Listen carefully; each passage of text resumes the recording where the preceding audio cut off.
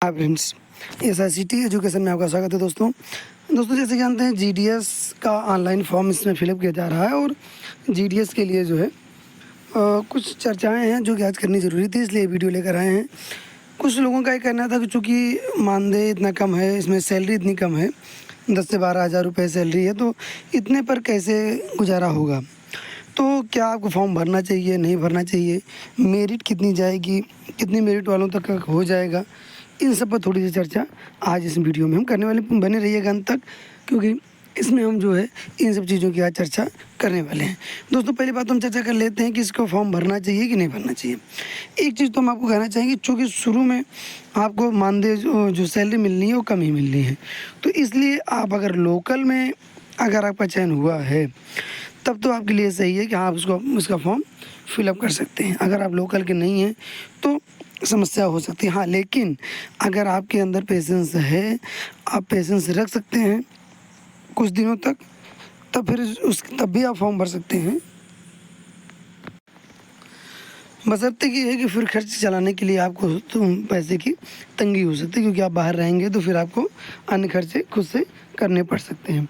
लेकिन दोस्तों हम बताना चाहेंगे कि इसमें फ़ायदा ये है कि अगर आप शुरुआत में जो है कुछ दिनों तक अगर स्ट्रगल कर लेते हैं तो बाद में इसमें चांसेस ज़्यादा होते हैं कि आप विभागीय परीक्षाओं में शामिल होकर जो है, चूँकि विभाग की तरफ से किया गया किसी थर्ड पार्टी के द्वारा नहीं है, डायरेक्ट विभाग का मैटर है, तो आप इसमें करते रहेंगे तो विभागीय परीक्षाएं होती रहती हैं, बहुत ज़्यादा कठिन परीक्षाएं नहीं होती हैं, तो आप विभागीय परीक्षाएं देकर भी इसमें जल्द ही प्रमोशन ले पाएंगे और आपकी सैलरी बढ़ जाएगी, साथ ही आपकी जो पोजीशन है वो भी बढ़ जाएगी। अब बात आती है यहाँ पर कि जो सीटें हैं, चूँकि एक गाँव में ग्रामीण परिवेश की ये जॉब है, तो ग्रामीण परिवेश में ही आपको काम भी करना पड़ेगा। अगर आप शहर के परिवेश के हैं तो थोड़ी समस्या हो सकती है। तो दोस्तों इसका फॉर्म अगर आपने भरा है तो हम आपको बताना चाहेंगे कि देखिए, चूँकि हर रीजन की अलग अलग मेरिट जा रही है, लेकिन एक चीज़ ज़रूर है कि चूँकि अभी इस समय जो पुराने मार्क्स वाले हैं, जो जिनके 57%, 58% से लेकर 70% तक हैं, उनके लिए तो ये बात मान कर चलिए कि अगर हम यही सलाह देंगे कि अगर मतलब शायद ही कहीं ऐसा होगा, बहुत दूर दराज का इलाका होगा जहाँ पर इतनी मेरिट जाए। फिलहाल अभी तक 2-3 बारों में ऐसा हुआ नहीं है। तो अब 2-3 बार की अगर हम देखें बातें, चूँकि अब की बार थोड़ा सीट ज़्यादा है, लेकिन फिर भी सीट ज़्यादा होने के कारण फॉर्म भी ज़्यादा पड़ रहा है। चूँकि हाई स्कूल पास ही मांगा जाता है, हाई स्कूल की मेरिट को ही जोड़ा जाना है इसमें, तो हाई स्कूल की मेरिट को ही जोड़ा जाना है। तो अब आप समझ रहे हैं कि इस समय गला काट प्रतिस्पर्धा बनी हुई है। उस प्रतिस्पर्धा में स्कूल 90, 95, 98% दिलवाने की ताकत रखते हैं।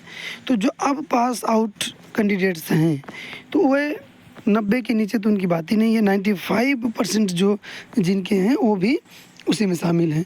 तो अगर आप समझ सकते हैं कि उस एरिया में अगर 95% के अवेलेबल कैंडिडेट मिल गए तो फिर उसके नीचे वालों का नंबर लगना ही नहीं, क्योंकि एक ही सीट होती है वहाँ पर और उसमें एक का ही चयन होना है।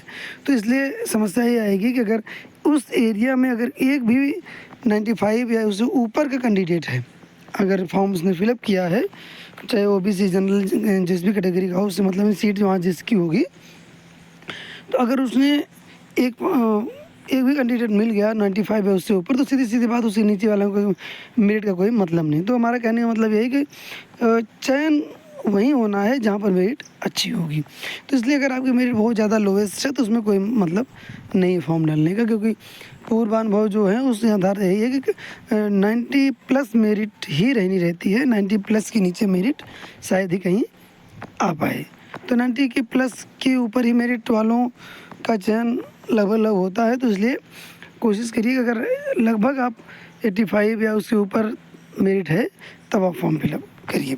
हाँ, लेकिन ये ज़रूर है कि अच्छी अपॉर्चुनिटी है, चूँकि जानते हैं बेरोज़गारी के इस दौर में जो है ये भी ठीक ही है, आप कर सकते हैं। लेकिन हाँ, हमने आपको बताया ना कि अगर आपके अंदर पेशेंस हो कुछ दिनों तक स्ट्रगल करने की तो आप स्ट्रगल करिए, लेकिन हाँ बाद में जो है आपकी पोजीशन, और अगर आपके अंदर गट्स होगा, यानी आपकी पढ़ाई अच्छी होगी, आप उसके लायक हैं और आप अपने प्रिपरेशन को जारी रखते हैं, तब जो है आप सैलरी बढ़ा सकते हैं और अपनी पोजीशन को भी विभागीय परीक्षा देकर बढ़ा सकते हैं।